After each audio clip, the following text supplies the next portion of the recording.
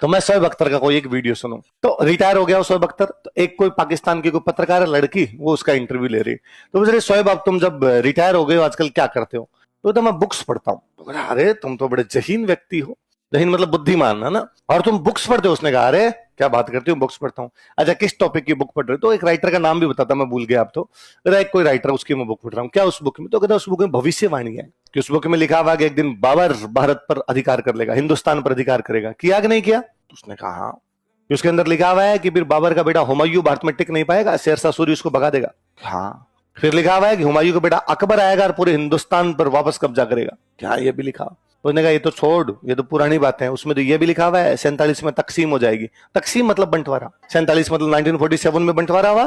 बोलता वो तो छोड़, ये सब पुरानी बातें, इसमें ये भी लिखा हुआ है कि एक दिन हम कश्मीर पर कब्जा करेंगे और उसके बाद दिल्ली पर कब्जा हो जाएगा, गजवा हिंद करेंगे, हिंदुस्तान पर हमारा कब्जा होगा। ये कब्जा कहां से शुरू होगा? कश्मीर, और कश्मीर के बाद कहां करेंगे? दिल्ली के अंदर कब्जा करेंगे। फिर वो पत्रकार को क्या बात है, ये लिखा? उसने कहा अरे रुक तुम, इसमें ये भी लिखा हुआ है कि जब हम हिंदुस्तान पर कब्जा करेंगे तब अटक नदी के किनारे 2 बार लड़ाई होगी। तो वो उसमें बोलता है, अपनी उर्दू पंजाबी में बोलता है, अटक का दरिया 2 बार खून में बह जाएगा।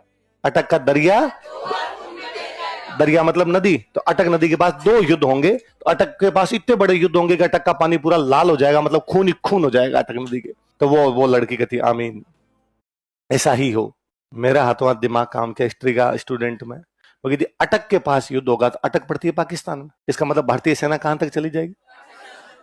आमीन।